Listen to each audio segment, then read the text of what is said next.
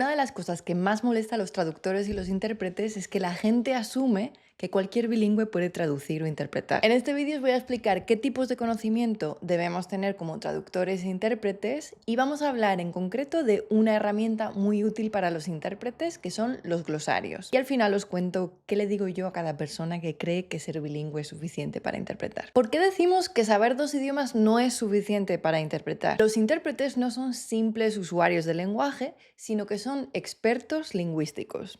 Os voy a dar un ejemplo para que lo entendáis mejor. La mayoría de nosotros utilizamos la computadora o el celular probablemente varias horas al día. Y a pesar de que lo usamos mucho todos los días, ¿cuántos de nosotros de verdad sabemos qué es lo que pasa por dentro en la computadora? ¿Cuáles son las partes? ¿Cómo funciona cada conexión? ¿Qué tipo de electricidad hay por dentro? ¿Cómo funciona la batería? A menos que hayas estudiado algún tipo de ingeniería, no vas a saber cómo funciona todo eso. Y sin embargo, eres capaz de utilizar un celular o una computadora. Con el lenguaje pasa algo parecido. La mayoría de personas habla uno o más idiomas, pero ser usuarios de la lengua, hablarla, no nos hace expertos en qué pasa por detrás de toda la lengua. Por eso los traductores e intérpretes tienen que tener varios tipos de conocimiento. El primero es la competencia lingüística. Acabo de decir que no es suficiente hablar dos idiomas, pero obviamente si no sabes dos idiomas a un nivel muy avanzado, no puedes traducir o interpretar. Entonces, aunque no es suficiente, sí es requisito saber dos o más idiomas para convertirnos en traductores o intérpretes. La siguiente competencia que debemos tener como profesionales lingüísticos es la competencia intercultural. Pensad que estamos mediando entre personas que hablan distintos idiomas y tienen distintas culturas. Nuestro papel como mediadores lingüísticos es conocer las diferencias y las similitudes entre esas culturas para así poder facilitar la comunicación. Otra de las competencias que debemos tener es la tecnológica, esto se aplica más en el caso de la traducción, o competencia de estrategias de interpretación. En estos vídeos yo os explico cómo hacemos una traducción a la vista, cómo hacemos una bilateral. Tenemos que saber todas esas técnicas para poder hacer la interpretación de manera efectiva. Además, debemos tener una competencia temática. ¿Qué quiere decir esto? Significa que tenemos que conocer el tema y el contexto en el que estamos interpretando.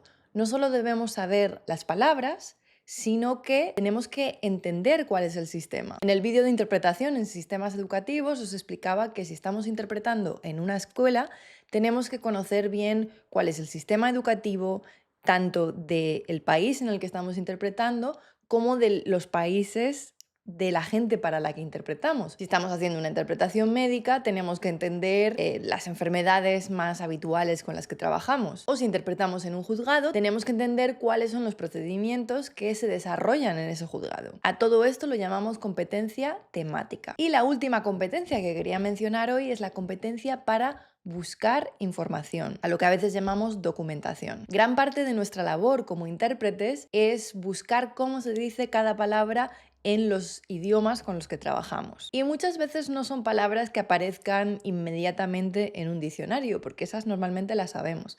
Va a ser palabras especializadas y como traductores e intérpretes tenemos que saber dónde ir a buscar cada una de esas palabras o expresiones. En otro vídeo hablaremos sobre qué tipo de fuentes podemos utilizar para documentarnos. Y precisamente hoy vamos a hablar de una herramienta que utilizan traductores e intérpretes que combina estas dos competencias, la temática y la de buscar información, y son los glosarios. Antes de definir qué es un glosario, es importante entender el concepto de terminología. La terminología o el vocabulario especializado es un conjunto de términos y expresiones especializados en un área del conocimiento en concreto. Para que la comunicación especializada ocurra de manera efectiva, es decir, la comunicación entre médicos, es necesario utilizar palabras precisas para cada objeto y para cada concepto. Imaginaos que estáis en casa y necesitáis algo para cortar un paquete que os acaba de llegar, para poder abrirlo. Si no te sale la palabra, puedes decir, pásame el cosito ese de cortar y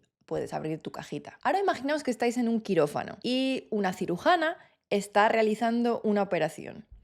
¿Qué ocurriría si la cirujana dice, pásame el cosito ese de cortar? La cirujana tiene que ser muy precisa para que la enfermera le dé exactamente el bisturí que ella quiere. Y a eso nos referimos con una comunicación eficaz. Tenemos que utilizar términos precisos cuando estamos en un contexto en concreto. Entonces, para trabajar con la terminología, muchas veces utilizamos glosarios. Según el TRAE, el Diccionario de la Real Academia Española, que es uno de los diccionarios de referencia del mundo hispanohablante, los glosarios son catálogos de palabras de una misma disciplina, de un mismo campo de estudio, de una misma obra, etcétera, definidas o comentadas. Es decir, es una lista de palabras, esas palabras están relacionadas por un campo de especialidad y en esa lista de palabras tenemos definiciones o comentarios sobre, por ejemplo, cómo se utiliza esa palabra. Muchos os preguntaréis, ¿pero una lista de palabras no es lo mismo que un diccionario? Tienen ciertos aspectos en común, tanto los diccionarios como los glosarios agrupan palabras. Pero sí es cierto que los glosarios suelen ser más un anexo, algo más cortito que va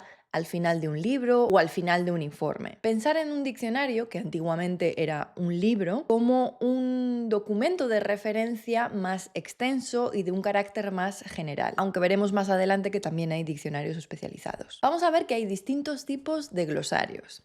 Tenemos glosarios bilingües o multilingües, en los que los términos aparecen en dos idiomas. Este tipo de glosarios son los que normalmente utilizamos los traductores e intérpretes. Pero también existen glosarios monolingües, en los que tenemos una lista de palabras, de términos o expresiones y sus definiciones. Esto es útil para palabras que la gente no suele conocer. Después tenemos una categoría que me acabo de inventar yo, los ya creados. Pero aquí lo que os quería explicar es que hay glosarios que ya están hechos y podemos buscar en Google. Normalmente los puede crear o una persona o una institución y el objetivo es compartirlos y que la gente conozca qué significan todas esas palabras, bien sea en dos idiomas o bien sea simplemente un glosario monolingüe de terminología que la gente no suele conocer. Y por último tenemos los glosarios propios. Estos son los que los traductores e intérpretes o cualquier otra persona van creando en función de las necesidades que ellos tienen. Si empezamos a trabajar en una escuela bilingüe y nos vamos topando con terminología que no conocemos, podemos ir apuntando toda esa terminología en nuestro glosario y después de un tiempo tendremos un grupo de palabras especializadas que nos van a dar información de la legislación que rige este tipo de escuelas, las personas que trabajan en estas escuelas o cada tipo de programa. Es decir, recordad que estamos mezclando tanto la competencia lingüística, aprendiendo toda esa terminología, como la competencia temática. Entendemos cómo funciona el sistema de escuelas bilingües. Pensad que los traductores y los intérpretes suelen especializarse en un tema en concreto. Es decir, un intérprete jurídico será raro que trabaje en un hospital. ¿Y por qué? Porque para ser intérprete jurídico tenemos que aprender a hablar como una abogada, como una jueza, y todo eso toma tiempo. Si somos intérpretes médicos, tendremos que aprender a hablar como las doctoras o las enfermeras. Aquí os doy un par de ejemplos. Este es un glosario bilingüe de términos utilizados en microfinanzas que la Agencia para el Desarrollo Internacional de Estados Unidos tiene publicado. Este otro es un glosario de términos médicos en español. Y justo en esta parte nos explican varios sufijos, es decir, pedacitos de palabras que van al final de la palabra. Por ejemplo, tenemos el sufijo algia, que significa dolor. Y en el glosario nos explican que mialgia es dolor muscular. Pero además tenemos otras palabras como neuralgia, que es un dolor de cabeza, o gastralgia, que es un dolor estomacal. Es decir, ahora sabemos que cualquier palabra que tenga al final algia significa un tipo de dolor. Estas son palabras que utilizan con frecuencia los especialistas médicos, pero el hablante, hispanohablante medio, probablemente no conozca. Y para terminar, os quería explicar cómo utilizan los intérpretes los glosarios. Obviamente los utilizamos para aprender terminología. Nos encontramos con palabras que no conocemos y las vamos apuntando en nuestro glosario. Pero también podemos utilizar los glosarios para aumentar nuestro conocimiento especializado. Antes hablamos de la neuralgia y yo tengo una idea general de que neuralgia significa dolor de cabeza, pero no sé si es exactamente lo mismo que una cefalea. Entonces podría poner esos dos términos en el glosario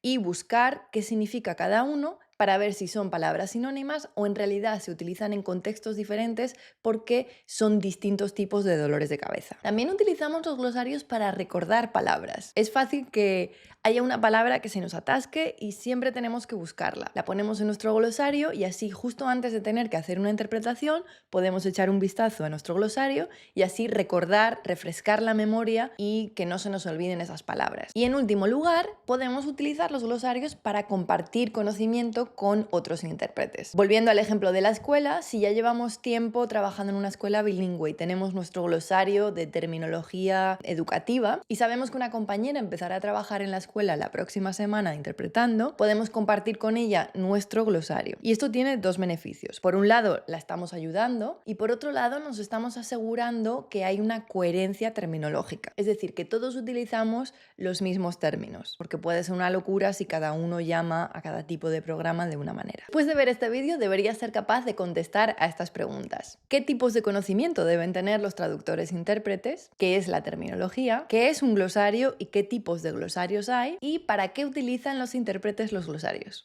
La próxima vez que alguien asuma que cualquier bilingüe puede interpretar, puedes decirle: tú tienes dos manos, ¿verdad? ¿Eres pianista? Y si quieres practicar la terminología que aprendas con tus glosarios, puedes ver este otro vídeo en el que te explico cómo funciona la interpretación bilateral.